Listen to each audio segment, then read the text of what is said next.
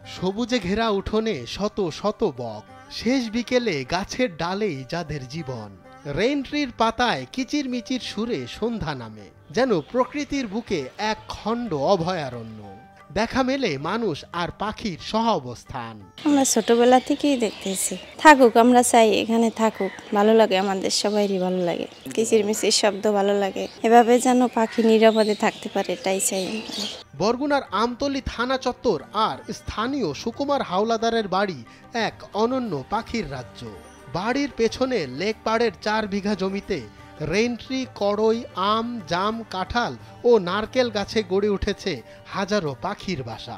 থানা চত্বর ও পুকুর পাড়ের উঁচু গাছে স্থায়ীভাবে বসবাস করছে শামুক খোল, বক ও পানকৌড়ি। এখানে আমরা ছোটবেলা থেকেই দেখছি যে পাখি এরকম বড় বড় গাছে আইসা বসে, সন্ধ্যাবেলা ওরা কিচিরমিচির করে। আমাদের বেশ ভালো লাগে যাতে পাখিরা এরকম অভয়ারণ্য পায়। আমি এটা চাই যাতে পাখিদের কেউ ক্ষতি না করে। জানা যায় এক সময় সুকুমার হাওলাদারের হাত ধরেই পাখিদের আনাগোনা শুরু। প্রায় 1.5 যুগ আগে কয়েকটি বাদুড় এখানকার গাছে বসবাস শুরু করলে ধীরে ধীরে বক, পানকৌড়ি ও শামুক খোলের আনাগোনা বাড়তে থাকে। এখন পুরো এলাকা পাখির অভয়াশ্রমে পরিণত হয়েছে। প্রতি বছর মে থেকে আগস্ট মাসে বক ও পানকৌড়ি ডিম পাড়ে, ছানা ফোটায়। প্রতিদিন সন্ধ্যার সময় দেখা যায় এখানে পানকৌড়ি, শালিক, তারপরে বক, তারপরে বিভিন্ন ধরনের দোয়েল, শ্যামা পাখি, এগুলো প্রতিদিনই দেখা যায়। এই পাখির আমার বয়সে আমি ছোটবেলা থেকেই দেখতেছি যে এখানে এই পাখি, এই বাগান ভরা। লোক মুখে শোনা যায় সুকুমার নিজের পুকুর পাখিদের জন্য উন্মুক্ত রাখতেন, যাতে তারা খাবারের অভাবে না পড়ে। তবে মাঝে মাঝে কিছু দুষ্কৃতিকারী পাখিদের এই আবাসস্থলে হানা দেয় বলেও জানা যায়। এখানে আমরা ছোটবেলা থেকেই আমরা দেখছি এখানে অভয়ারণ্য পাখির বিভিন্ন জাতের বিভিন্ন ধরনের পাখি আমরা দেখি।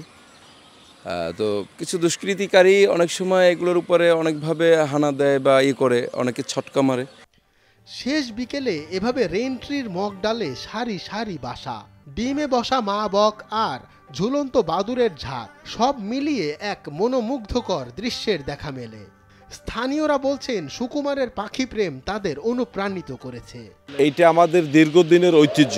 আমতলী থানার পাশে, এটা হয়তো আমার জন্ম থেকে এইভাবেই দেখতে আসি। এটা আমাদের একটা ঐতিহ্য এবং এইটা আমরা চাইতেছি যাতে এই পাখিগুলো বা আরও অন্য পাখি আসুক, থাকুক, এটা আমাদের আমতলীবাসীর দাবি। প্রাণী সম্পদ বিভাগ জানিয়েছে দেশে শামুকখোল পাখির সংখ্যা কমে গেলেও নিরাপদ পরিবেশে তারা স্থায়ীভাবে বসবাস করতে পারে। এভাবেই মানুষের ভালোবাসায় গড়ে উঠেছে আমতলীর পাখির এই শান্ত রাজ্য।